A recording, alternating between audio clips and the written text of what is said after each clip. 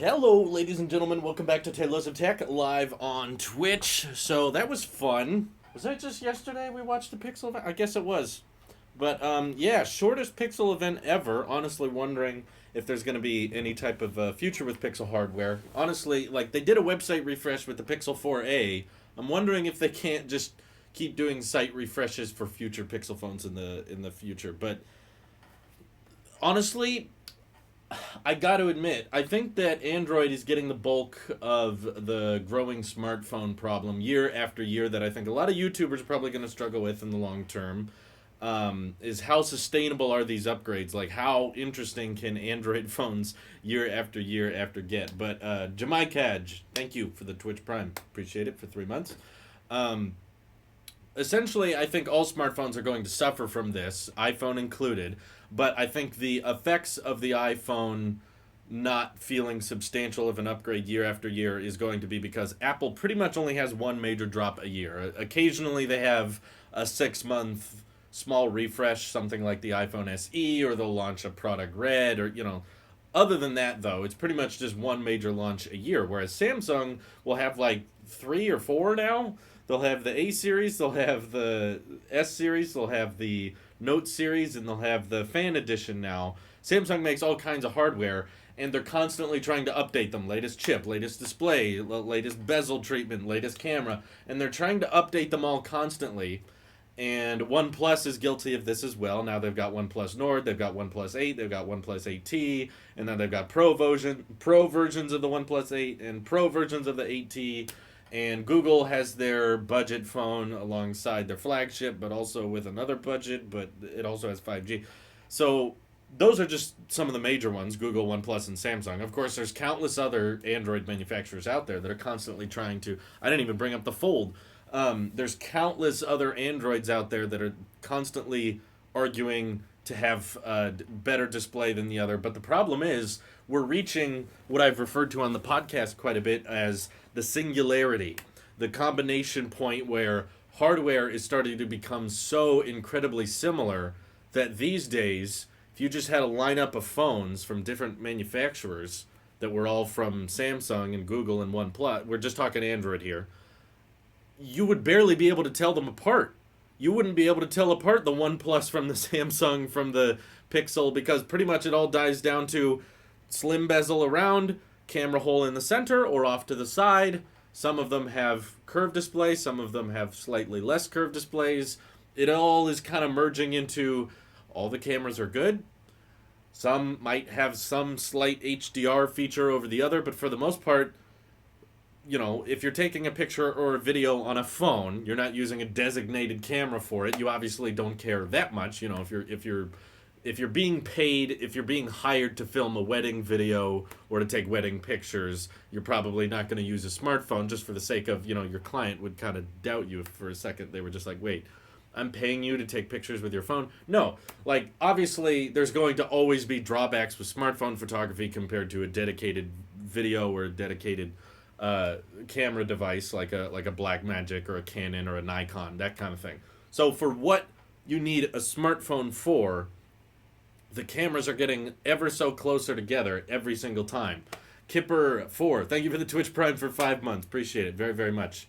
So the differences between all these phones are going to increasingly get smaller and smaller over the years, which is why, to address the title of this stream, I've decided, I had a lot of fun reviewing the Surface Duo because it was so weird and it was so bizarre how something this expensive and this unique and so different from every other Android and yet so bad. And then the Z Fold 2 was like a new form factor I'd never used before, and there were some use cases and examples that I found myself enjoying the product with. In seeing all of those benefits and a lot of those compromises, it made it interesting to review because it was like, okay, here's a design, here's a form factor I'm not used to, and there's some benefits to it and there's some drawbacks to it. So being able to weigh those and review them was interesting. I think it was fun. And coming out of that now, after we had Fold Timber, with the Duo and the Fold 2, I don't really see the point in going back to reviewing any upcoming Android phone that's in the works, whether it's the OnePlus 8T, whether it's the Galaxy S21, whether it's the Pixel 5a, everything is going to be very, very incremental. Like, I have to bring that up. Like, Rasta Music subscribed at a tier 1 sub. That's not even free, dude. Wow, thank you. Appreciate that. But essentially, I don't see the point in me continuing Android reviews for the foreseeable future. The only thing that would make me feel like I should is if there was some type of drastic new approach or drastic new feature or new form factor that I haven't currently experimented with. But Apple has this problem too. I'm not trying to argue that Androids are running out of things to do, but because there's so many of them coming out a year, I don't know how many there are at this point.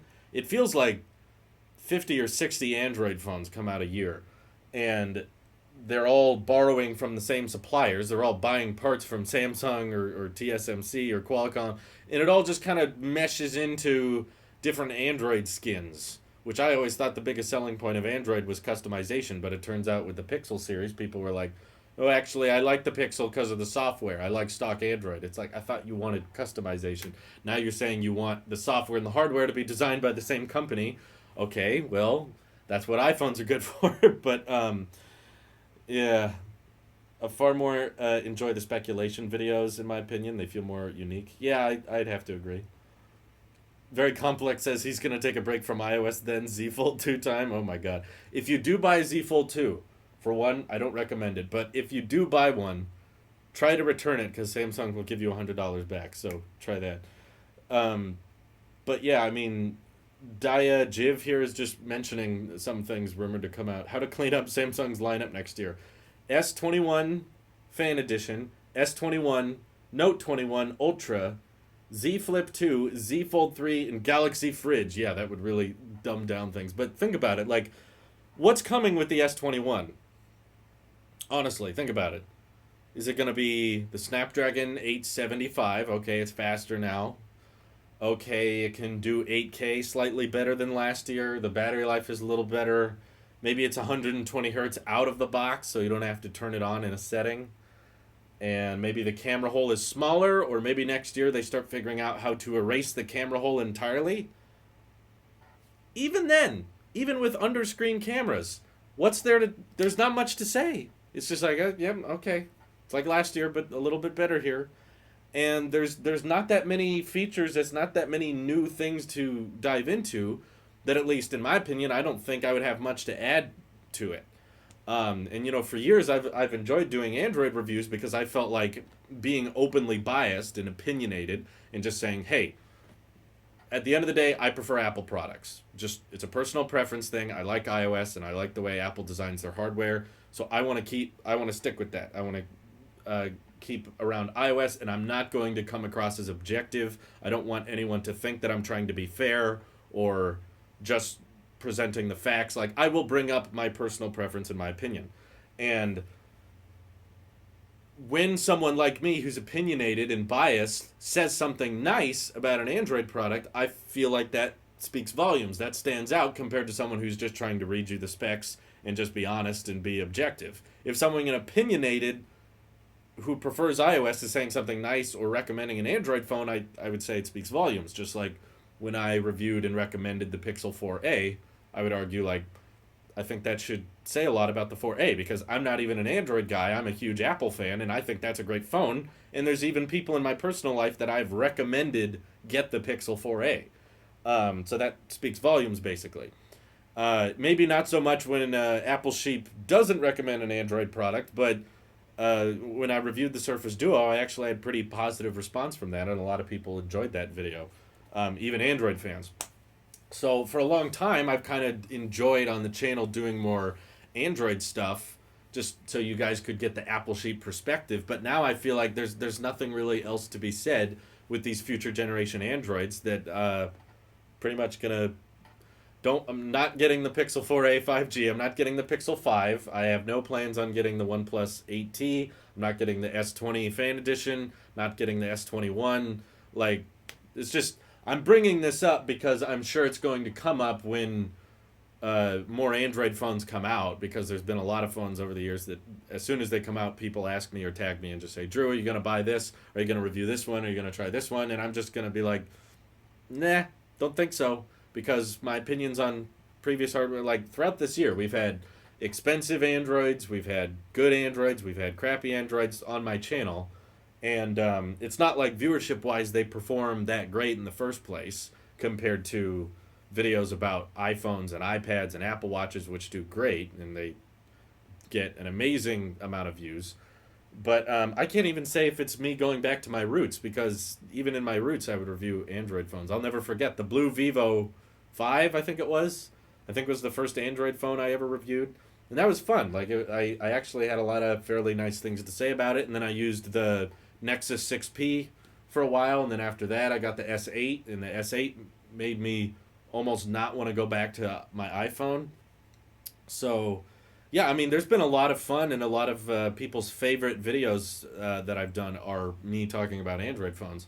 But I think that Android, because there's so many hardware iterations throughout the year, they're going to reach this singularity of smartphones all becoming the same glass rectangle, all with the same displays, with the same cameras.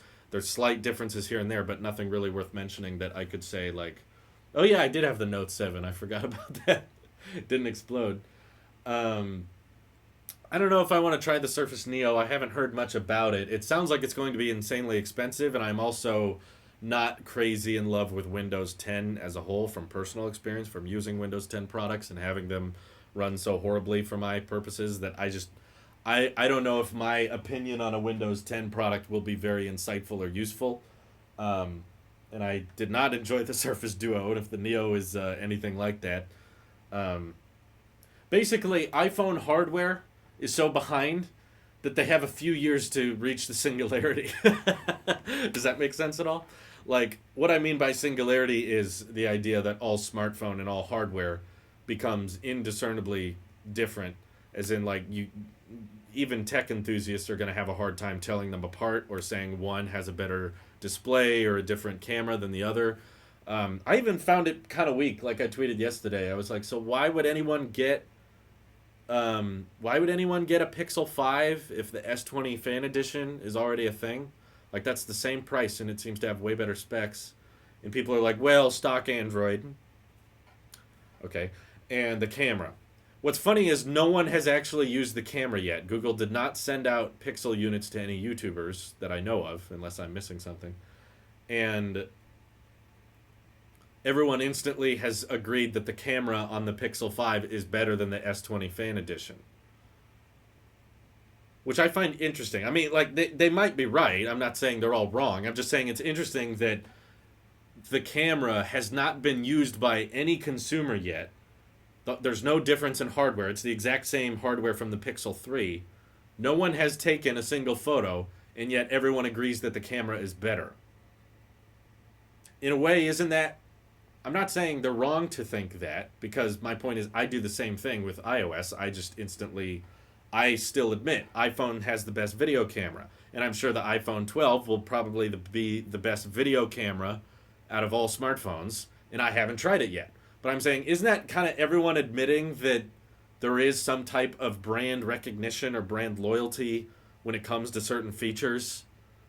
You don't even have to try the product. You just know that it's from a certain company, and that means it will be the best. You know what I mean? Yeah, I know. Google's cameras are pretty good. I would argue iPhones are better, but my point is, do we even have to review the product then? Is the point I'm making. If everyone's coming forward and saying, nope, stock Android is better than Samsung One UI, and the Google camera is better than the S20 Fan Edition camera. We haven't seen comparisons. They haven't shipped the products yet. They haven't been delivered, and yet we've already come to that conclusion. So what's the point in people buying them and reviewing them if we already know this? What are we going to talk about if we've already reached this conclusion of, well, Google makes the best cameras, Samsung cameras will never be as good as the Pixel? Okay, why are we reviewing them then? We've kind of reached that point then. We've kind of reached the singularity then. It's like, okay, I mean, there might be some side-by-side comparison. Personally, I don't think that's a good reason to get a phone anymore. I would say a few years ago, when camera performance was a bit more noticeable when it came to video resolutions and frame rates and HDR and night mode. But now almost everything has night mode. Almost everything has HDR. It has very high, computational skills, unless we're talking about a few outliers like the Surface Duo. Okay, Surface Duo is a crappy camera. We can rule that out. But any of the major normal Android phones of today are going to have decent cameras for what you need a phone for. Someone might, I need the best camera. Camera is the most important thing. I need the best possible camera out of a smartphone. For what? Well, I'm going to take pictures of my friends and family. I'm going to go on vacations. Yeah, guess what? S20 Fan Edition, it's going to be fine at that too. And I guess we have less of a debate with this with iPhones because it comes down to a software preference of some people will live and die by Android and they will always prefer Android and they hate iOS, and then others will always live and die by iOS and they will never leave. So if the iPhone is lacking something that Android has, it won't necessarily matter because it runs iOS. But if we're just comparing Androids here, they all running the same operating system. They might have different skins, but at the end of the day, you can root them and you can load Google software on Samsung hardware. They're pretty interchangeable at this point. It has symmetrical bezels in reverse. No, Samsung already has that. Does the new Pixel have multiple lenses? Yes, it has two. Both Pixels that came out have two lenses. If you want to talk pro photography, iOS is the platform with all the pro photo apps. That's the other thing I would agree with, is that if you go outside of the first-party camera app on Pixel, the camera performance is not going to be that good in the first place. Do you notice that the OnePlus phones feel more like iOS than other Android devices? I guess it's the animations. Yeah, there's some skins on Oxygen OS that give it some fluidity. Who is doing pro photography on a phone? Some people are. I mean, I get it. It's the camera we always have with you. But this argument that Samsung phone cameras are terrible and Pixel cameras are great is just ridiculous now. I think we could maybe make the argument a little bit better a few years ago, but now it's reached the point where they're all so dang similar and their features are all so dang close. Like, yeah, I don't see the point. And I think this is going to be a growing issue. I don't think this problem is going to get died down in time. I feel like over time, Samsung cameras are just going to keep getting better, and Pixel cameras are people are still going to swear by them because it's Pixel, even if the hardware hasn't changed in several years, and it's just computational upgrades. People will still say, nope, Pixel's the best camera. Everyone knows that. Pixel is the way to go. You have to go with the Pixel if you want the best for photos, and they won't be budged. Even if the Samsung cameras are really good. Like, I watched the Marquez's review on the Note 20. I watched a lot of S20 reviews. The cameras are great. The cameras are fantastic for photography. I don't care if you're doing ultra-wide, telephoto, standard lens, taking pictures of your friends, you're filming in a dark room, you're filming a concert, you're zooming in. Like, there might be slight advantages here and there, but they're definitely not reasons to pick one over the other. They're all just good enough is the point. They're reaching the singularity, I think.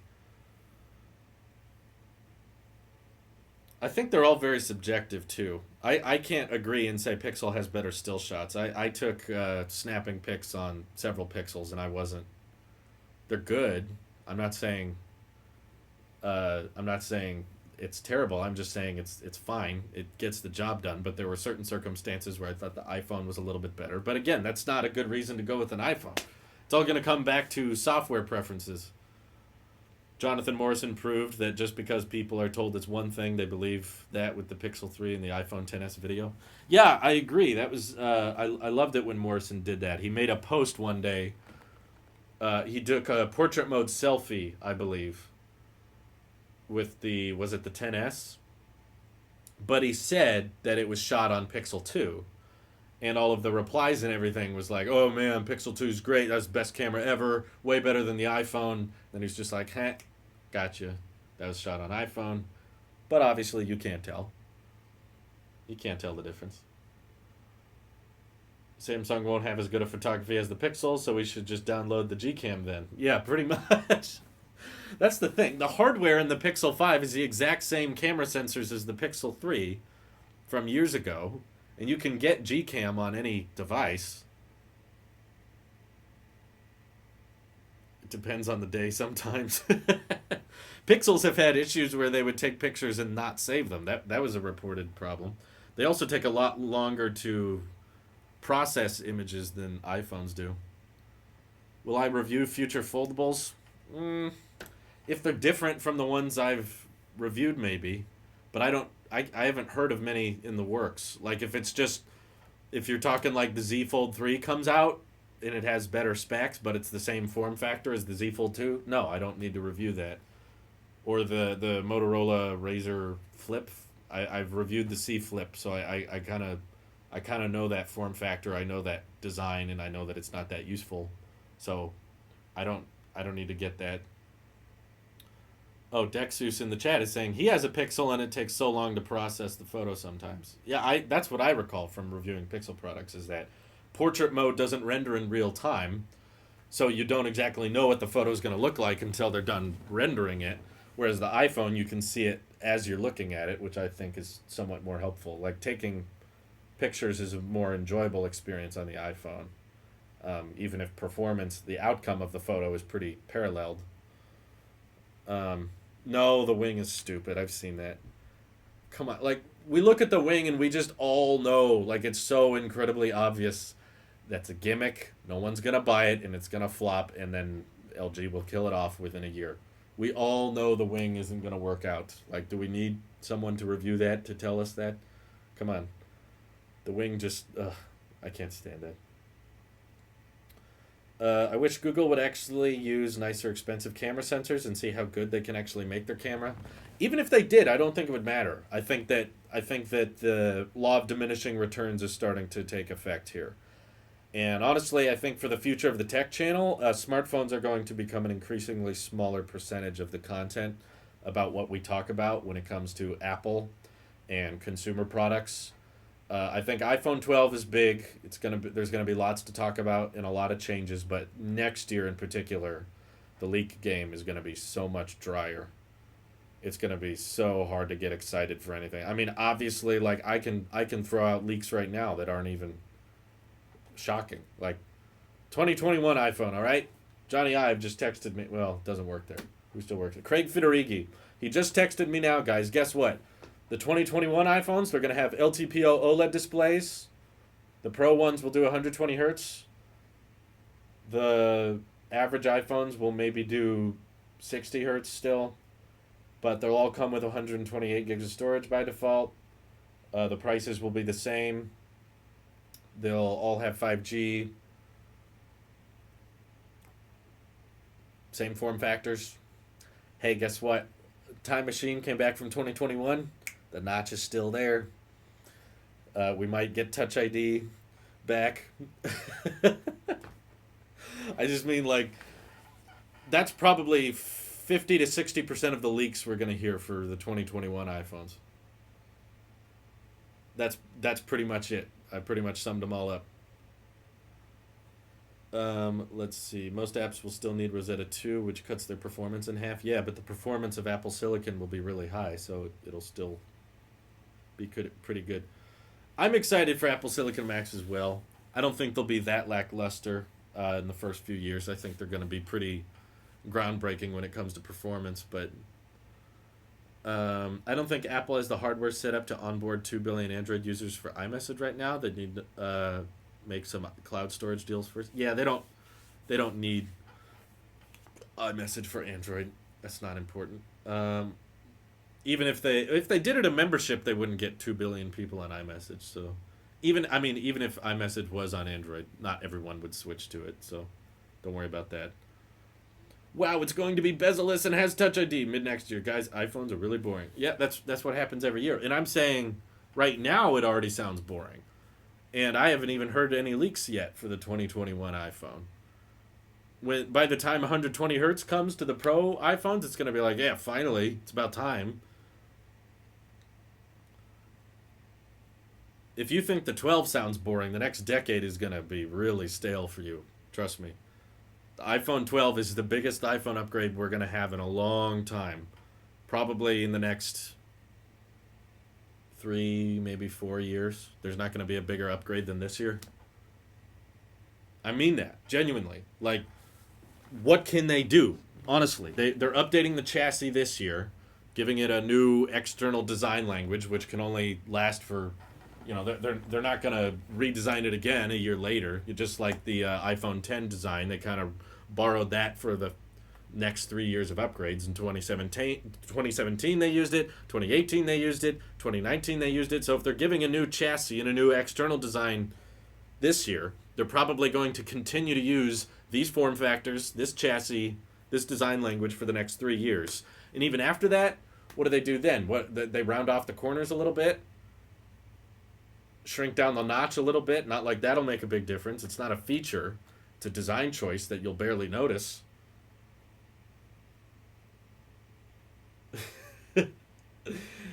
AR glasses would be exciting if they could actually get those out. Every year is too much. Apple's actually the slowest because most companies release 2 or 3 major upgrades a year, whereas Apple's the only company doing one. Yeah, Apple glasses would be huge. It just feels like they're always 2 to 3 years away. I remember talking about Apple Glass back in 2018, hearing reports that, mass production's going to start next year, this is going to be huge. And then here we are in 2020, and we're still talking, well, maybe next year, or maybe 2022, or maybe 2023, It's always off in the distance. Like a phone the thickness of paper. Would that be good, though? It'd be a massive sacrifice on durability. Do you think they'll always keep making new phones, or will it come to a point where the upgrades get so small that they keep giving updates to the phones instead of making new phones? No, I think that for their business to continue generating the amount of revenue it does, they're going to have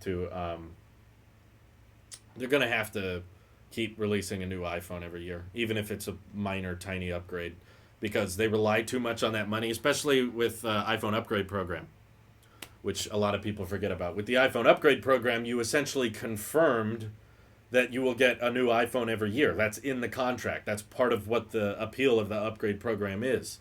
If Apple suddenly decided we're not going to do iPhone upgrades annually, then what would be the point of the upgrade program? That's just a financing option then. By the time the 2 years are up, the iPhone is paid off.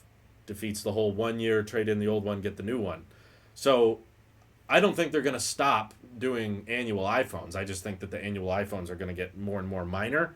And the idea is not that they're not focused on we need to come up with new and exciting upgrades year after year that make people want to upgrade.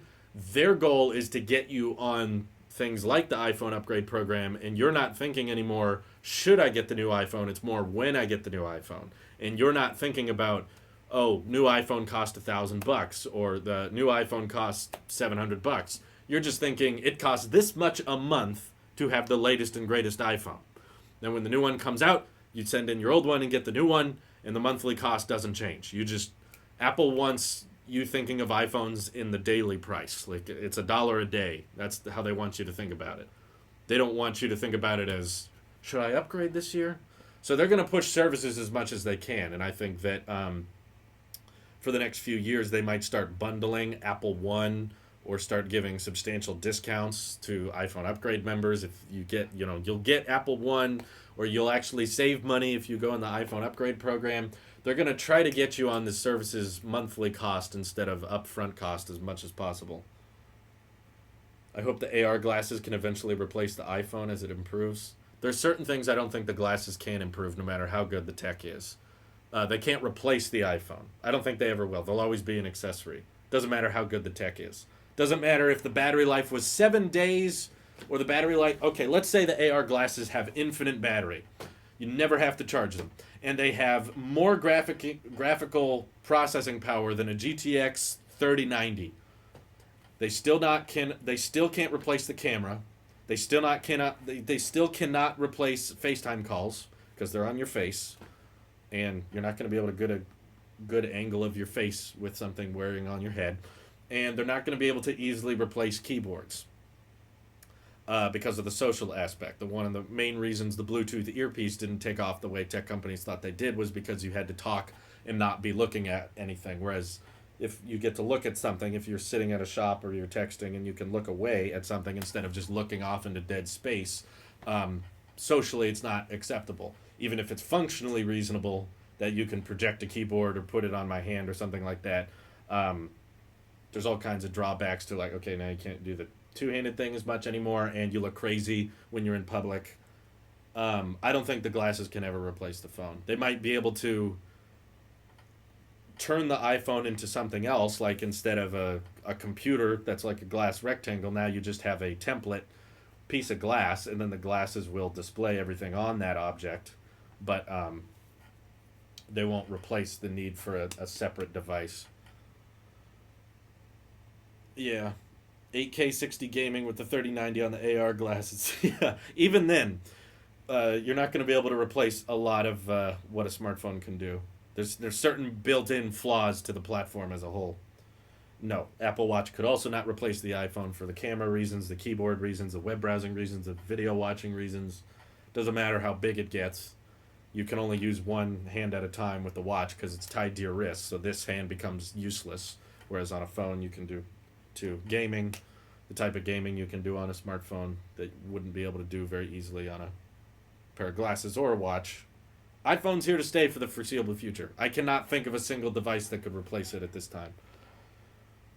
Has Apple reached a point where they're able to get away with excluding prominent features and still generate sales? Well, it's Apple knows what most people care about. They're not really catering much to the tech community, but this isn't new. Apple has for years released phones that didn't have what other Androids had considered standard at that point. Like the iPhone 7 didn't have wireless charging, despite almost the rest of the industry moving on at that point. And I think, what was it, the iPhone 5S, or was it the iPhone 5 that didn't have NFC, and yet everyone else had NFC already? I think iPhones were late to 4G as well. Other phones had moved on, and Apple was still late on that. The point is, Apple realizes what the average consumer cares about more, which is why I still think the iPhone 12 will sell great, because it prioritizes things that people notice, whether it be smaller form factors or thinner bezels or the OLED display, things that Androids have beat into the ground because they've had it for so long in so many different ways that Apple knows how to truly milk it and make it a big deal. When the iPhone gets an OLED display, it's a big deal. When Samsung gets an OLED display, we're kind of grown used to it. iPhone was late to 3G as well. But yeah, I think that they've gotten away with not having industry standards for a long time, and this year isn't really that different. They've just kind of moved away. They haven't even really moved. They're not looking at the tech community for answers, which honestly is a good point, because companies that make phones that the tech community loves sell horribly, you know. I agree. The tech community forgets how small it is. Chris Norton, thank you for the 1,000 bits. I left iOS and came back. They are the best. All right, Chris, I'm glad you like it. Android manufacturers listen to YouTube commenters and Unbox Therapy videos, and Apple listens to their users. Yeah, I would have to agree. I mean, the tech community loves folding phones, and folding phones sell horribly.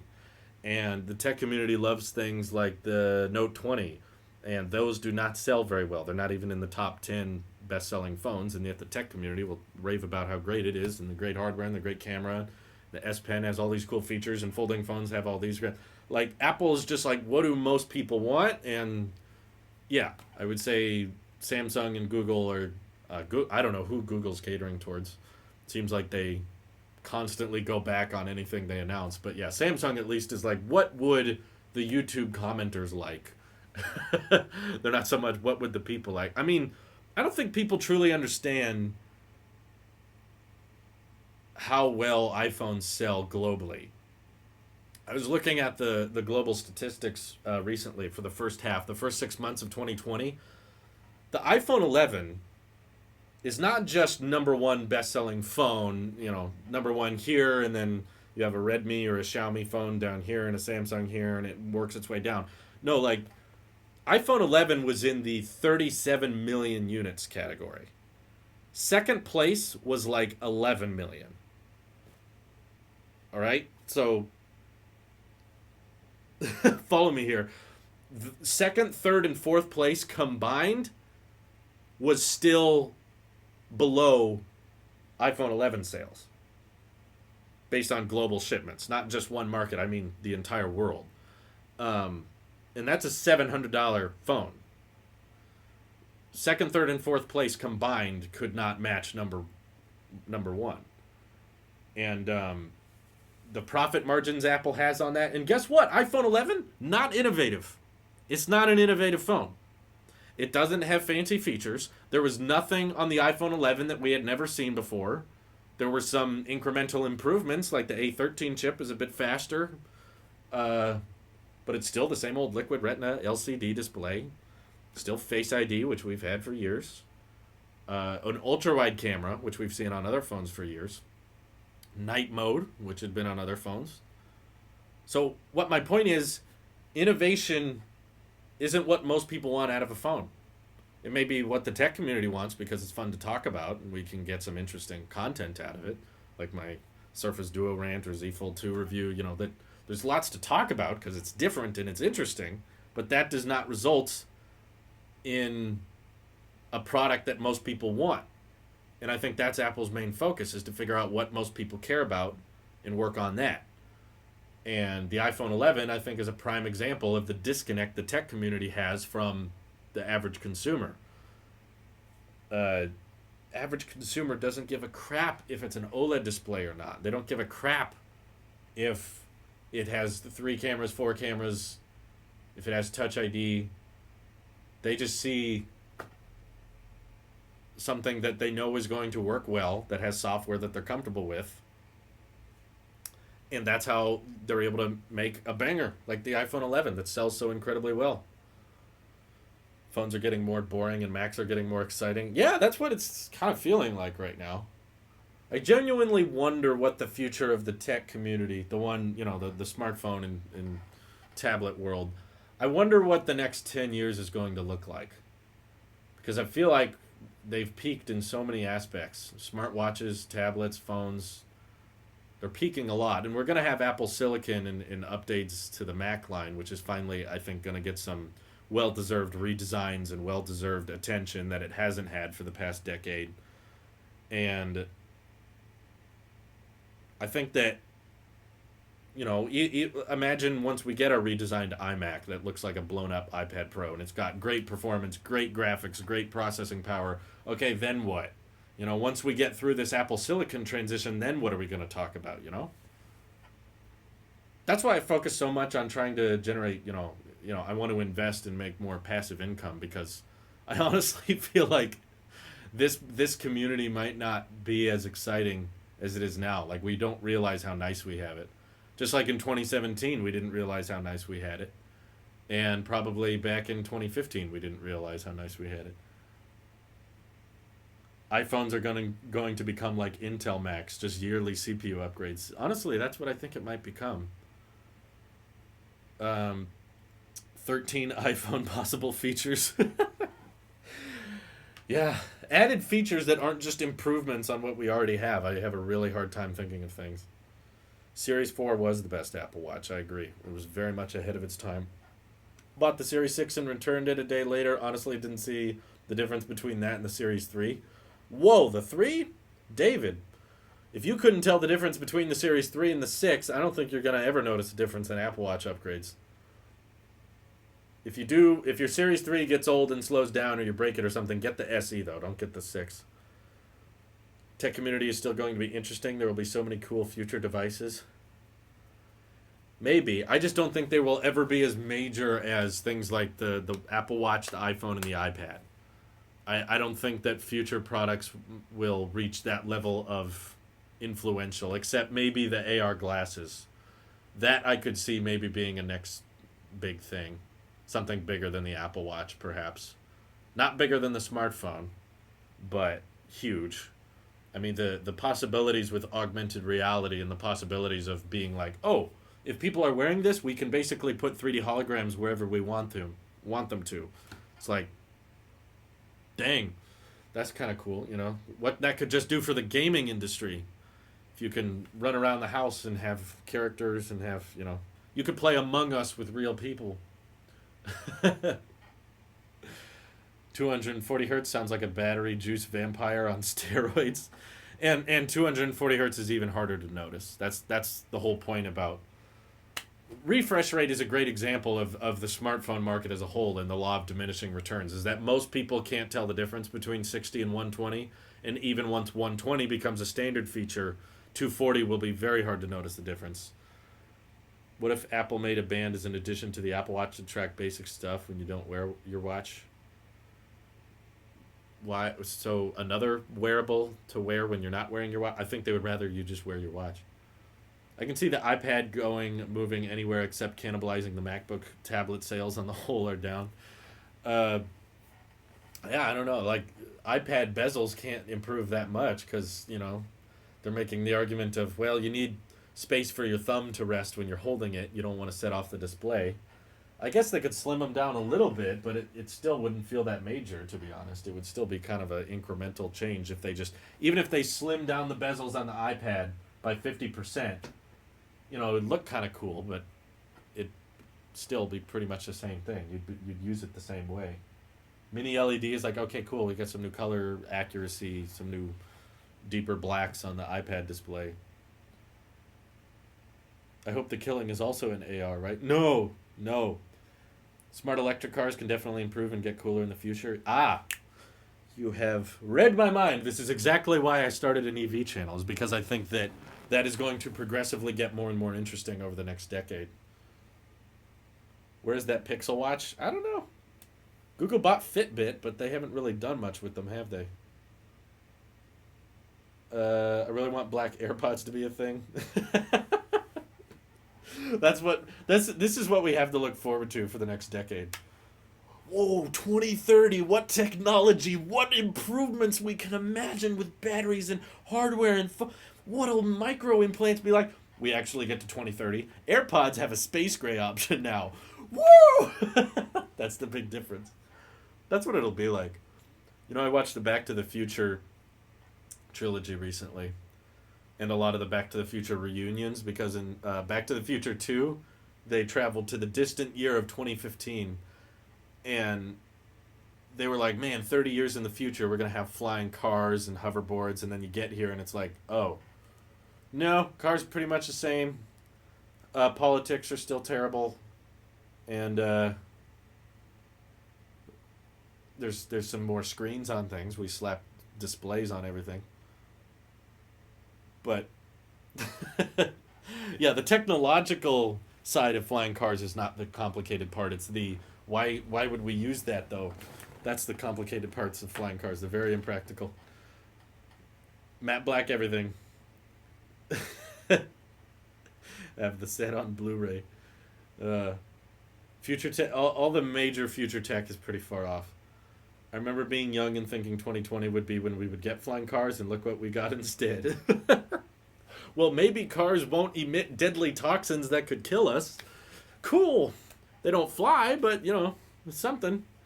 Yeah, I remember Apple Car.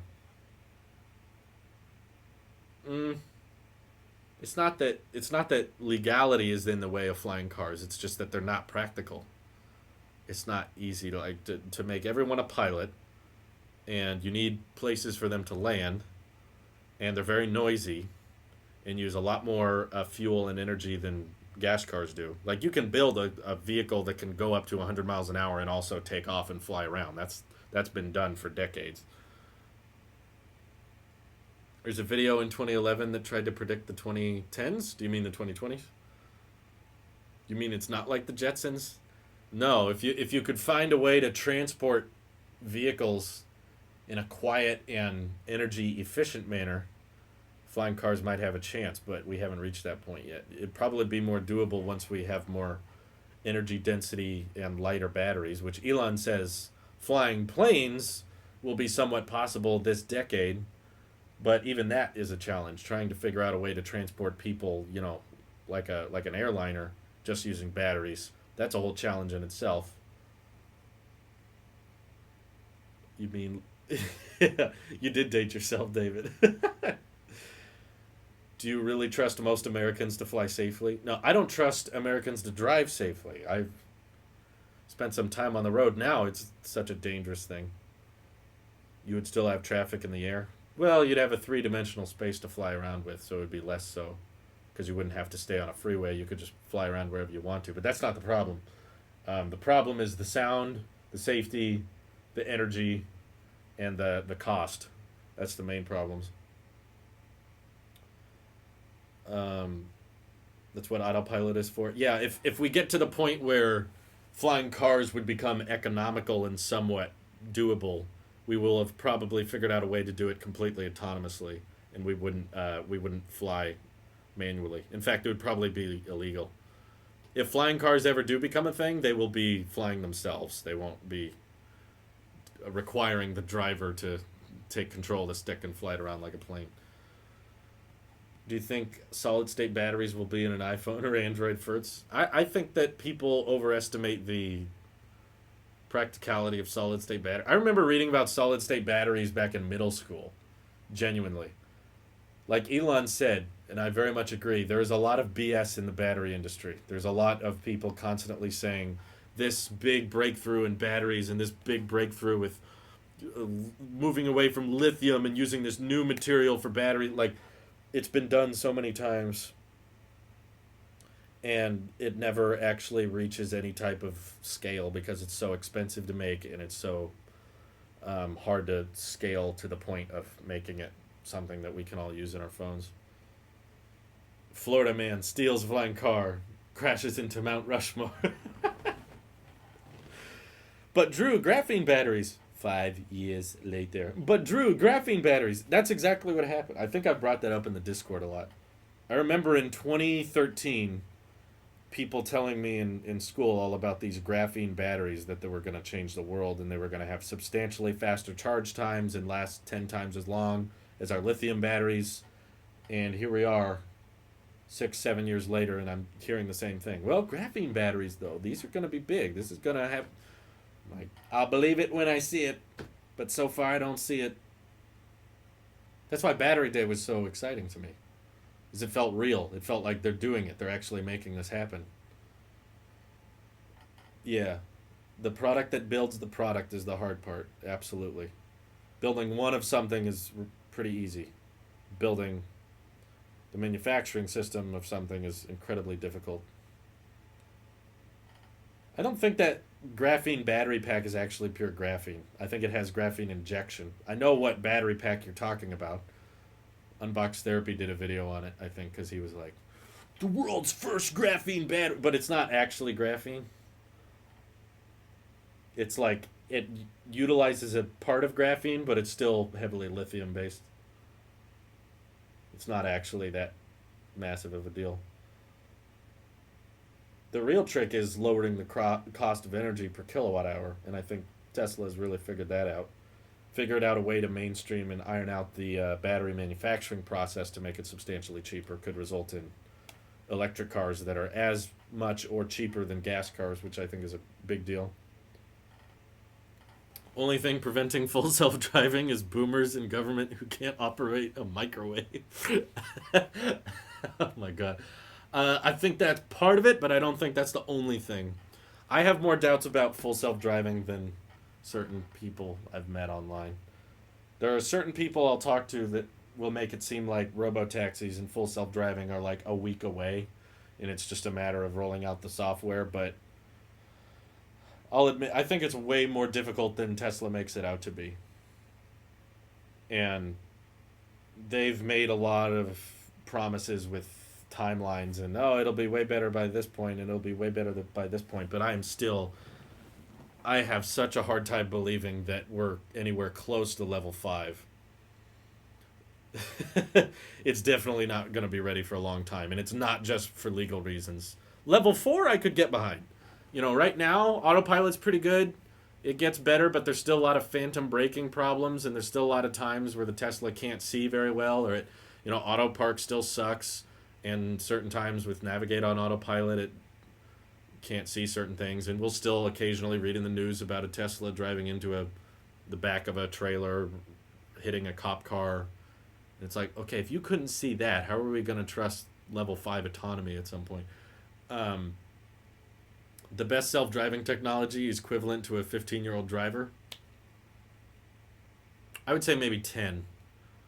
Letting a Tesla completely drive itself right now is the equivalent to letting a 10-year-old drive. It's about the same.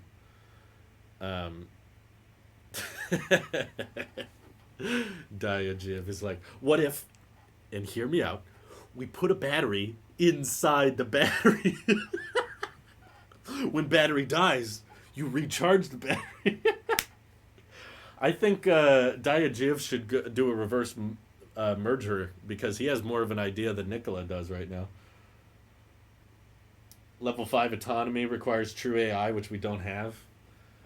Even then, there's certain driving instances where I'm like, okay, yeah, sure. Like the software can get really good. Like I could see level 4 happening within the next year. I could see Tesla rolling out an update where they announce that, okay, now we can handle turns. I don't think turning is that difficult for a computer. I don't think legally right now they want to roll it out because of all the liability reasons that could happen. But internally, I would not be shocked to find out, okay, the car knows how to get into this lane and it can see that the light is green and it can turn and line up within this lane. Turning in autopilot, that kind of irons things out. But there's still a bunch of 1% situations where having the car without a driver in it is just not feasible. It's like there's certain parking lots and there's certain driving habits of other people that would throw things off, and there's certain lane markings that are bad. And there's just it doesn't have to be much, is my point. Even if it's 1%, that's enough to prevent it from being a reality.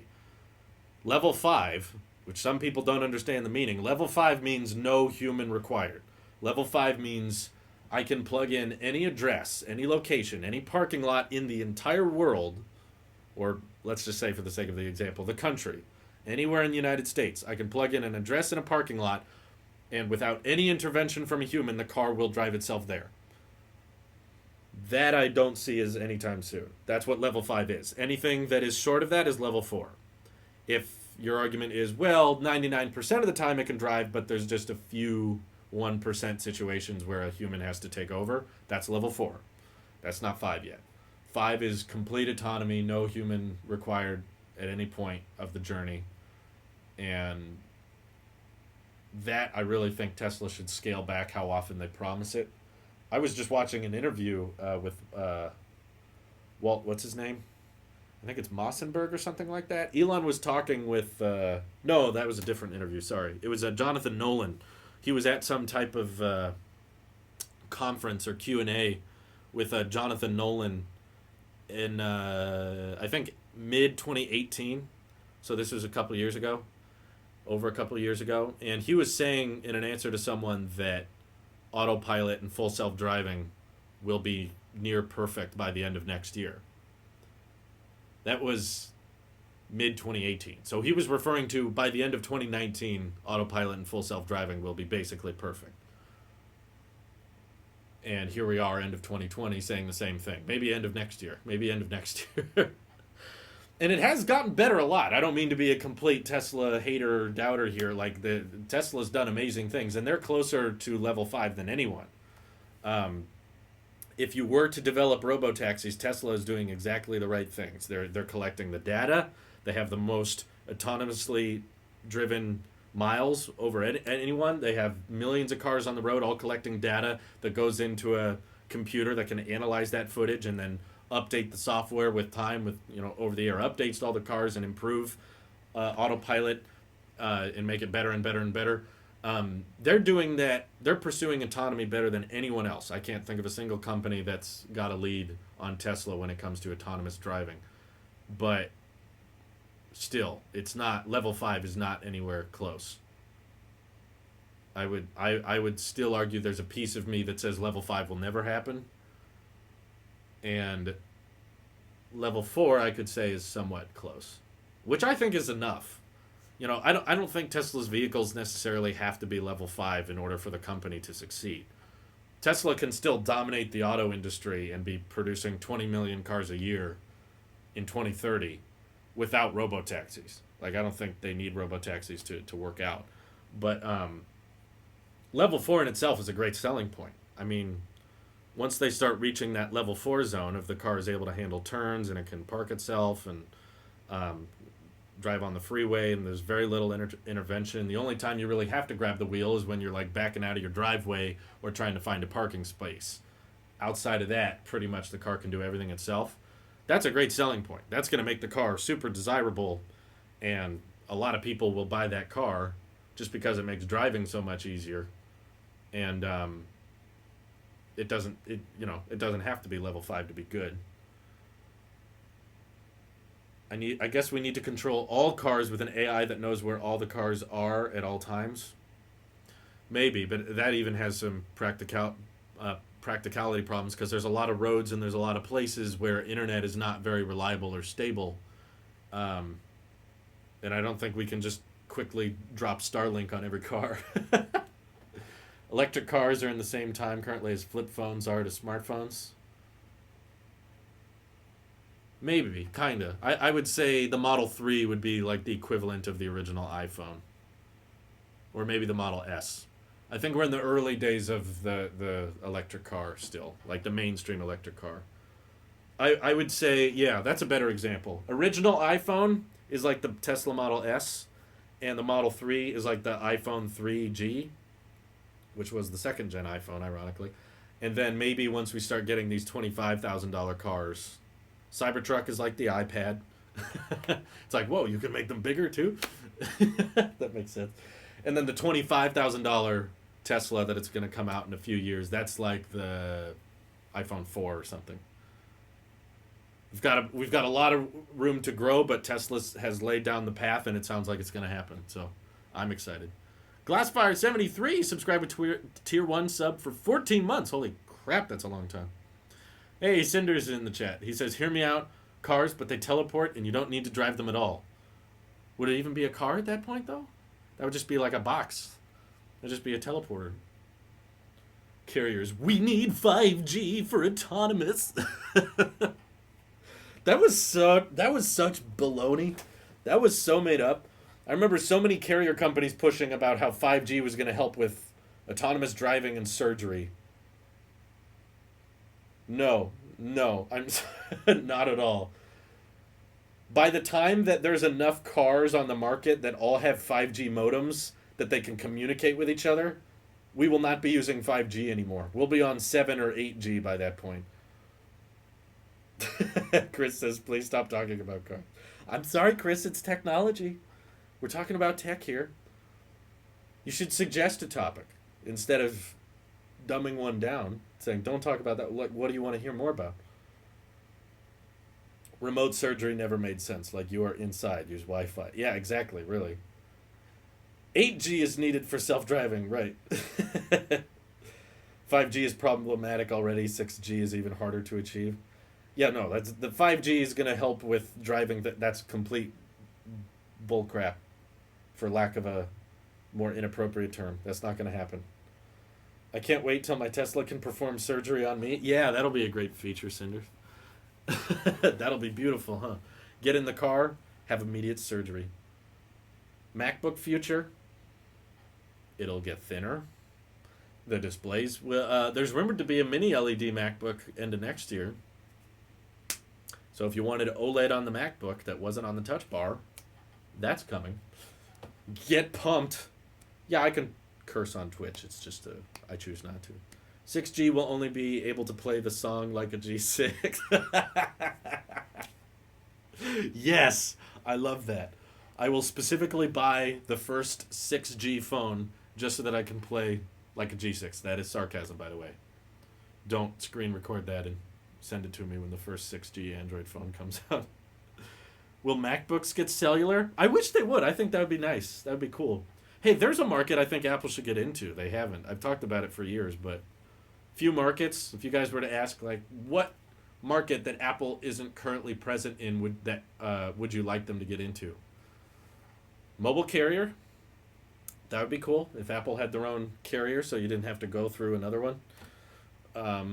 Though it would be pretty hard to compete with Mint, to be honest. Anyway, Apple, you want to get more into services? Become a mobile carrier. What else? We got cameras. I would love them to make their own dedicated camera, like a Blackmagic like this one, but it's got AirDrop support and that kind of thing. What else? Well, we talked about AR glasses, but that's kind of inevitable. I think it'd be interesting if Apple tried to make a car, but they probably won't. It's not very profitable. Banking, that's the other one. We talked about it on the podcast a lot. If Apple became a bank, that would be kind of interesting. 100 bits from Chris Norton. Thank you. He says, dumping Android. Okay. Time to dump Android. Not even going to use my OnePlus 8 anymore, which I was using for my work-related apps. But now I've just decided, you know what? I'm just going to keep my work-related apps on my iPad. In case you didn't know, I'm dealing with smartphone addiction, so I've removed social media and work-related apps from my iPhone. But you know what? If I need to use work-related stuff, I'll just do it on the iPad. Android is clunky. It's inconsistent. The UI is sloppy. People talk about customization and then they never do anything customizable with it. They all use the basic default launcher. They use the default wallpapers. They barely do any customization in the first place. The cameras suck. The Play Store sucks. They can never optimize for the hardware they're running on. There's so many software bugs. So clunky. They can't roll out updates to the fleet because there's so many different hardwares to adapt from, so you still can't get Android 11 at a certain time, so you have to buy hardware directly from Google to make sure you get the latest updates. And also, Android updates are super minor anyway, because the OS is so inconsistent, and the updates, like, what was the big feature of Android 11? It was like dark mode or something? I don't know. Pixel 5 pre-orders just went live on Amazon. Oh, okay. Mint, here's Drew telling Apple to make their own carrier. Drew, give us our phones back. That's why I didn't sign a contract with them. Mint wanted me to do a sponsorship and sign a deal with that, and I said no. And I said, if you're sending me phones, I hope you understand that you're getting nothing in return. Like, that was the wording I chose in the email, and they were like, yep, we understand that. So yeah, they can't get mad. I keep my phones. I use the Microsoft launcher. Bet that makes you want an Android. Yeah, for sure. Let's see. Do you think we will see a Fusion MacBook or iPad ever? Help for digital artists? Yeah, it's right there. Magic Keyboard with the iPad attached to it. That's as much Fusion as you're gonna get. Where's Randy been on the podcast? He's taking a vacation. He's not at home right now. He's out of town, so he's unable to record. Chris Norton says, you don't need Android. You're right, I don't. So I'm going to stop using Android. No more Android phone reviews for the foreseeable future. Potentially a year or more before I ever buy an Android phone to review again. And, yeah, so get used to more and more Apple Sheep content because we're not going to be talking about much non-Apple stuff. Anyway, thank you guys for tuning in. Thank you for the donations. Yeah, let's buy a Windows phone now. Except the Windows phones run Android, so no, not happening. Thank you all for your donations, your Twitch Primes, your subscriptions. I appreciate all of you. EV video just went live, so check it out if you want more EV talk. And I will see you in the next one. Take care. Bye-bye.